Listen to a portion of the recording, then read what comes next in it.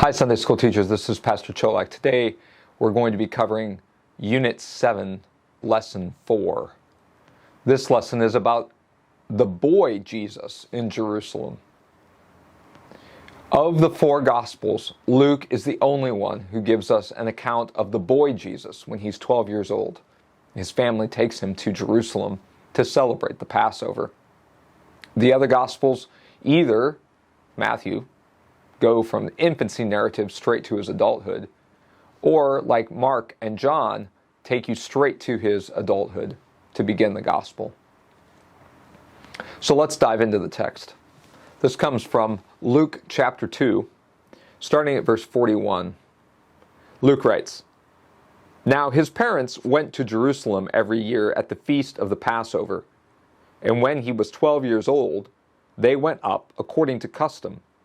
And when the feast was ended, as they were returning, the boy Jesus stayed behind in Jerusalem. His parents did not know it, but supposing him to be in the group, they went a day's journey. But then they began to search for him among their relatives and acquaintances. And when they did not find him, they returned to Jerusalem, searching for him. After 3 days they found him in the temple, sitting among the teachers, listening to them, and asking them questions. And all who heard him were amazed at his understanding and his answers. And when his parents saw him, they were astonished. And his mother said to him, 'Son, why have you treated us so? Behold, your father and I have been searching for you in great distress.' And he said to them, 'Why were you looking for me? Did you not know that I must be in my father's house?'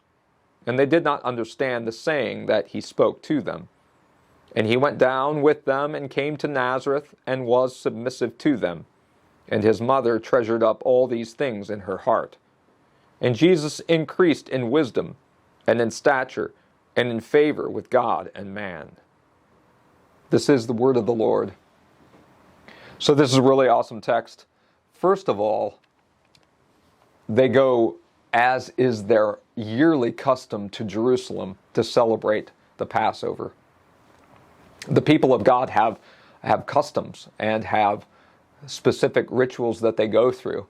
And among them, for the Holy Family, was to go to Jerusalem. And a side note, whenever you in the ancient world went to Jerusalem, you went up to Jerusalem. And even if you were going north when you left, you went down from Jerusalem. So when Mary and Joseph and the rest of the Nazarenes went to go home, they went down from Jerusalem, and they supposed that Jesus was with them. They didn't check.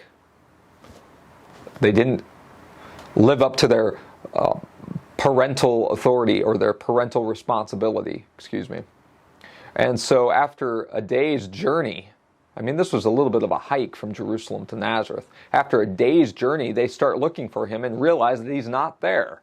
And so they return back and they search. It takes them 3 days to find the boy Jesus.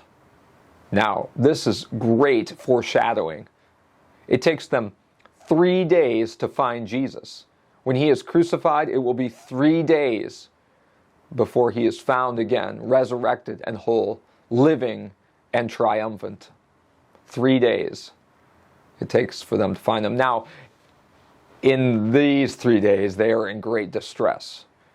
When he dies, they're going to, his disciples, his mother, the many who are looking or expecting him to have restored Israel, they are in great anguish.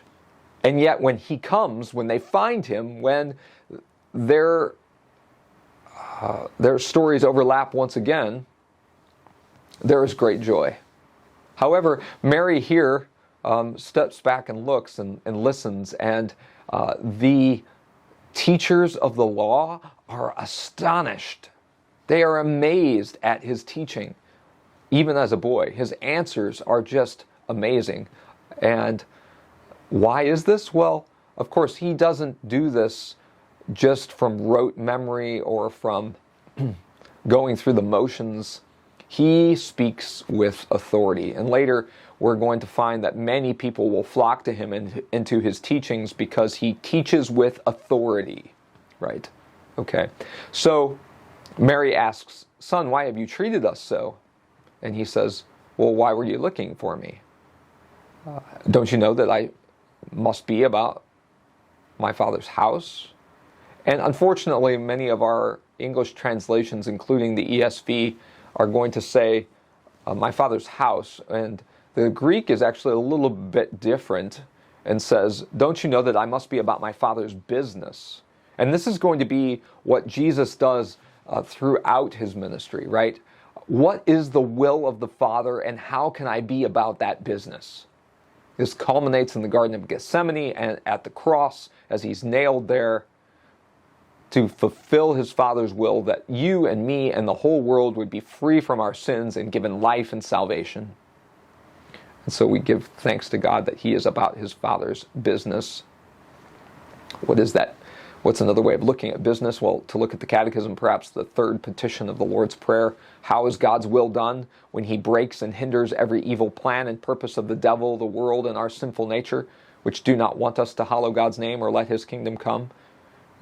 He comes not to sit in the temple and teach or to heal the sick. He comes to heal the world, the entire world, to restore it, to make it new. From that which has been broken in sin, he wants to restore it to a right relationship with God. And so we give thanks to God that he has sent forth Jesus and that he has gathered us into him, this one who teaches with authority. Now, one last little thing here is that Luke and many of our experiences with Mary, Jesus' mother, talks about her own heart. And Luke here also says that she stored or treasured these things up in her heart. And Simeon is going to say when he sings his Nunc Dimittis that a sword is going to pierce Mary's heart over this child. And so it starts even at 12, probably even before that, right? So if you have any questions, please reach out to me. I hope you are doing well, and I hope you enjoy this text as we cover it and open it up to our children, letting them know that the Father's business is their business and that this is all for them, that this is their story, their word. This is their Jesus who has died for them, and this isn't just some history or some story from a far, far away, a long, long time ago. But they are part of this. This is their weapon, their strong armor. This is their victory. Thanks be to God. God bless you.